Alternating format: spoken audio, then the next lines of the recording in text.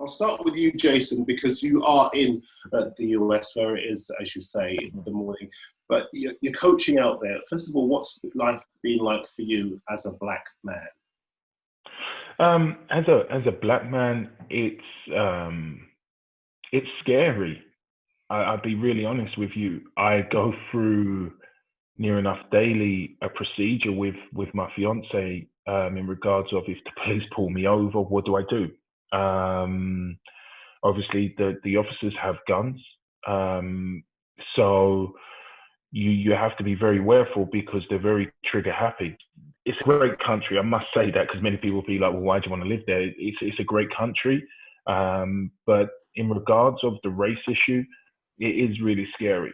When a police officer comes behind my car, there is a real panic that settles in, and it's like, okay, please don't pull me over, please don't pull me over. Because simply just reaching for something, and as I said, if I don't know the procedure properly, I could say the wrong thing, antagonize the officer, and they can just open fire. There was something that went on not far from where I live, where a guy who was sleeping in his car, though he did have a gun. They found a gun in his possession, but he was sleeping in his car. He didn't even get to wake up because they already put 20 bullets in him. So that's the reality of for a black man to be living here.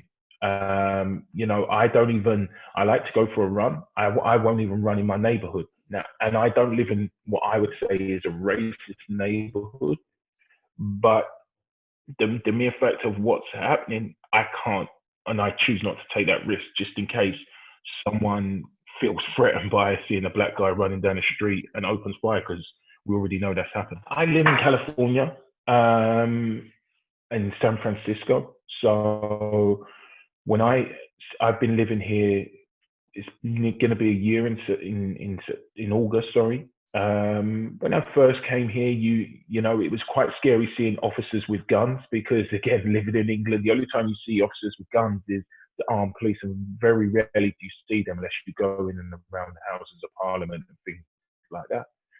But when you see that, that's a bit surreal. And then getting to know the fact that people can just have guns here, they can just go and purchase guns. You used to be able to go to a supermarket, Walmart, and purchase a gun next to when you're buying your cocoa bar, which was a bit surreal. But now, especially with the race issue, and you see the things continuously happen on TV, which we see a lot more than you guys will see, it becomes a little bit real. And the fact could just happen.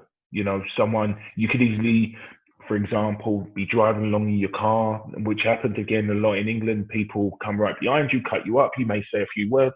Someone can actually pull out a gun here. Someone can actually pull out a gun and, very much brandish that as in self-defense, because you're a 6-foot black guy, and may come across intimidating at the time. But with the officers here, it just seems almost like they're their own, type of mafia, if you want to call that, and they're not held accountable. Are you very much aware of yourself? I mean, you just described yourself as 6-foot black guy. Are you very much aware of yourself because of the way that people react to you in America? Well, I was aware of myself in England because I knew that was a factor in England as well.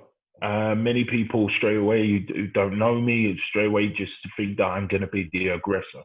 And then there are the amount of times people have said to me, "Oh, I didn't think you was going to be like that." And it's always interesting. So how did you think I was going to be? That's a typical one. I'm sure we may have all felt that. But here, for sure, just on your appearance can justify someone opening up or brandishing a gun. But I must say, it's a great place to live. But you, as a black person, you need to understand. It's almost you need to understand your role. And I'm not saying that's understandable, but you have to understand where you are perceived. And if you try and step out of that lane too much, you can end up dead. So you have to be aware of things. You know, there's something going on here right now. I don't know if you guys are aware. There's been 5 black guys that have been found hung. They're trying to play it off as suicide. I don't buy it. The rate of black people in America for over since lynching stopped that choose to hang themselves in regards to suicide has been 0. Now all of a sudden there's 5. So the kind of word on the street is, if you're a black male, try not to be out by yourself after dark. So again, when the sun, if I'm not out after dark, but when me and my partner are out, I'm like, babe, I think it's time that we head home, because I just don't want to take the risk. That's remarkable for you to be saying that in 2020. That as a grown man, a black man, you have to be mindful of not being out after a certain point in your neighborhood. Yeah. Well, Darren, you've got to look at the issue, and this is worldwide, especially in our 2 countries. Right now, a lot of people are unhappy. A lot of people are probably waking up to reality that their history is a lie and don't want that to change.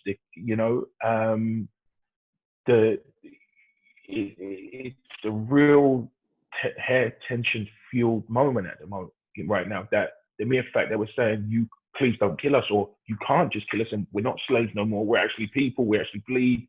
We can organize things. We can, run businesses and stuff like that. It's almost like we're slapping people in the face.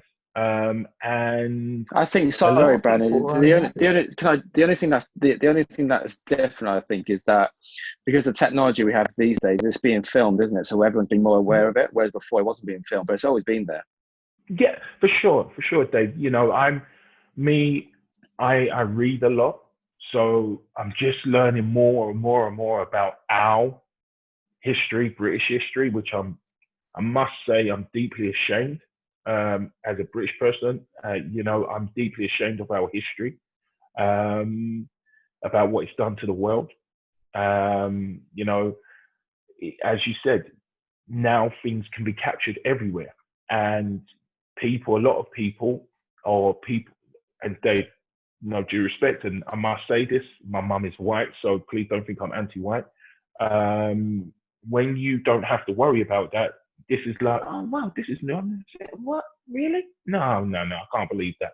Really? You guys think, what? We gave you opportunities.